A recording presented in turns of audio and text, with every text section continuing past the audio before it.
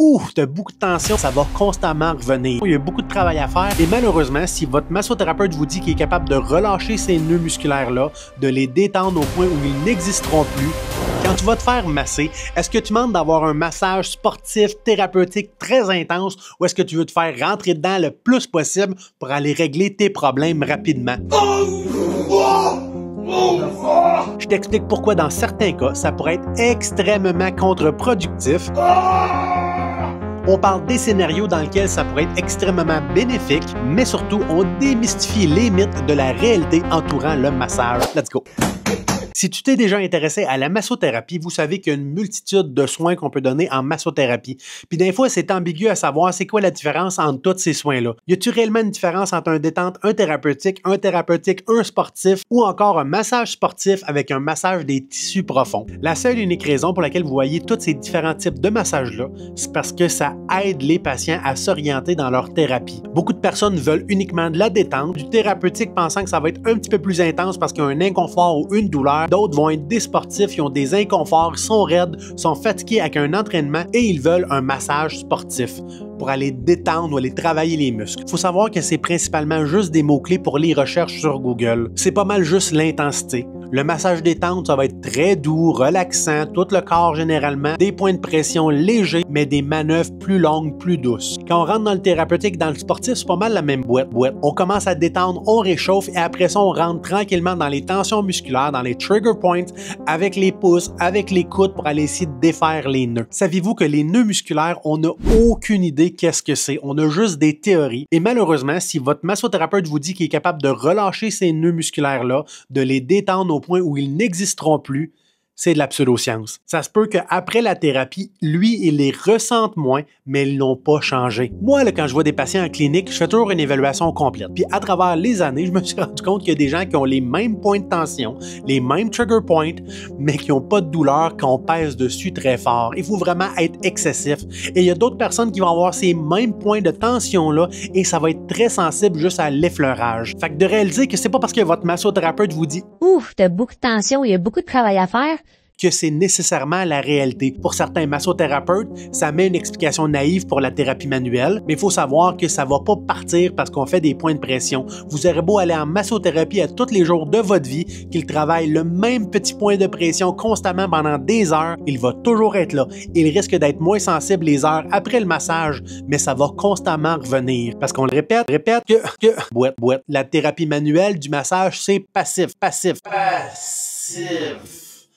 C'est bon pour l'inconfort et le soulagement, mais au long terme, ça vaut rien. Ça peut cependant vous donner assez de soulagement pour recommencer à avoir un mode de vie plus actif puis vous améliorer au long terme, mais c'est tout. Et n'écoutez absolument pas les massothérapeutes qui essayent de vous convaincre qu'il faut absolument se reposer après un massage. Pour commencer, faudrait pas aller au gym tout de suite après ton massage. Parce que si tu vas au gym, tout ce que j'ai fait sur la table, ça sert plus à rien, tu t'en vas contracter tes muscles. Pour ne pas défaire tout le beau travail qu'il a fait sur vos muscles. C'est des pensées négatives, c'est de vous garder dans sédentarité pour vous voir le plus possible parce que si vous reprenez vos activités physiques, ça va se régler plus vite puis ils vont vous voir moins souvent. Mais tu sais qu'on parle de travailler les trigger points avec les pouces, avec les coudes.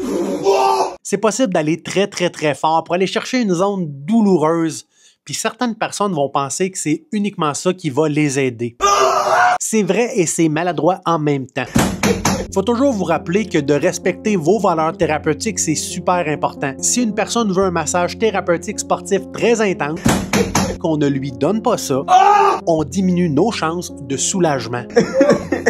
Si le client, le patient ne croit pas en la thérapie, pense pas que c'est ça qui va l'aider, même si on passe 2 heures dessus, le cerveau est déjà primé à pas aimer ça, à trouver que c'est pas une bonne solution et on risque de moins l'aider. Quand je parle de massage sportif thérapeutique très intense, je parle de ça.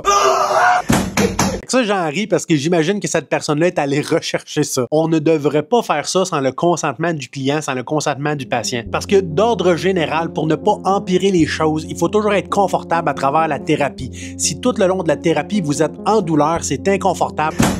La majorité de la population n'auront aucun bénéfice et ça pourrait même aggraver vos symptômes. Puis des fois, ça n'a rien à voir avec la thérapie. À chaque année, j'ai des gens qui viennent me consulter après avoir été se faire masser et sont complètement barrés du dos. Puis c'est pas parce qu'ils sont allés très fort, mais c'est parce qu'ils les ont laissés trop longtemps sur le ventre. C'est devenu inconfortable dans le dos, on a fait trop de thérapie manuelle et ça les a barrés. Et s'ils sont laissés pendant 1 heure, 90 minutes durant un massage sur le ventre, en train de se faire travailler le bas de dos, ben pour plusieurs, c'est la goutte qui fait déborder le vase et le dos va complètement barrer. C'est pourquoi moi, en clinique, j'utilise même des blocs pelviens. C'est des blocs qu'on va venir mettre en dessous des crêtes iliaques pour augmenter un peu la lordose lombaire. Et pour beaucoup de patients, ça enlève les spasmes inutiles quand on est complètement sur le ventre et c'est une position qui est plus confortable. Par conséquent, ça me permet de faire de la thérapie manuelle, des mobilisations pendant plus longtemps sans sensibiliser inutilement le patient. Puis il y en a d'autres qui me consultent pas parce qu'ils ont reçu de la thérapie manuelle trop violente, c'est parce que les massothérapeutes étaient pas confiants dans leur capacité de régler une grosse douleur au cou et au dos et ils ont dit à leurs clients: ta vertèbre ici, elle a l'air un peu déplacée, fait que si t'as pas d'amélioration après aujourd'hui, j'aimerais ça que t'ailles voir un chiropraticien. Majoritairement, ce sont les processus épineux dans votre colonne vertébrale qui sont pas pareils d'une personne à l'autre et le top du processus épineux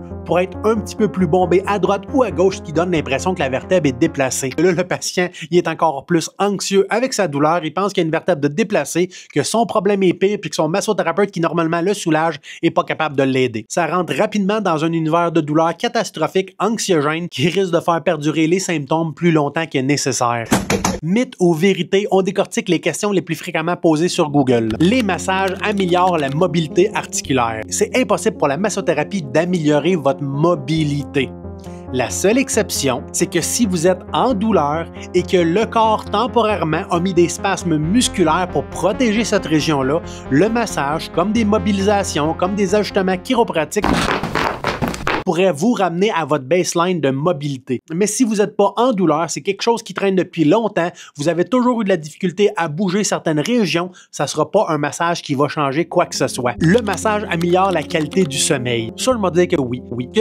Boîte. Un massage de détente thérapeutique quand on est dans un épisode d'inconfort ou de douleur, que ça nous achale la nuit, ça pourrait calmer l'esprit et faire en sorte qu'on s'endort plus facilement. Et ça peut être super important parce que quand la fatigue se mélange à un inconfort et une douleur, de jour en jour, vous allez être plus facilement irritable et ça va devenir plus difficile de maintenir votre autonomie et de garder un mode de vie actif à travers tout ça. Le massage améliore la digestion et réduit la constipation. Ça, je trouve ça un peu weird, mais je prends mes informations de la Fédération québécoise des massothérapeutes agréés. Et il serait temps qu'ils modifient cette page-là parce que ça doit faire des années que ça n'a pas bougé. On n'a aucune évidence que de la thérapie manuelle d'un massothérapeute ou des manœuvres viscérales d'un ostéopathe maladroit vont changer quoi que ce soit dans les organes de votre abdomen. C'est de la pseudo-science, de la naïveté thérapeutique et c'est une façon maladroite sur le bord de la malhonnêteté pour que certains massothérapeutes et ostéopathes s'amusent à gérer des cas qui n'ont rien à voir avec le neuromusculo-squelettique. C'est des discours qui frôlent le charlatanisme. Le massage renforce le système immunitaire. C'est un autre énoncé de santé qui se retrouve sur le même site Internet. Je t'avais de faire une plainte au Collège des médecins. Le massage va changer absolument rien sur votre système immunitaire, mais indirectement, peut-être. Si vous êtes fatigué, si vous êtes stressé, si on a des inconforts, des douleurs, que notre sommeil est perturbé, qu'on est moins actif, le fait de recevoir un massage de détente thérapeutique pourrait nous permettre de soulager ces tensions, nous permettre de mieux dormir, de recommencer un mode de vie actif et c'est vraiment toutes les autres étapes après le massage qui améliorent le système immunitaire plus que le massage. Si vous avez encore des questions sur la massothérapie après cette vidéo-là, mettez-moi ça dans la section commentaires. Et si vous n'êtes pas autant motivé que cette personne-là à vous faire détruire le corps, évitez de recevoir ce genre de thérapie-là. OK, bye!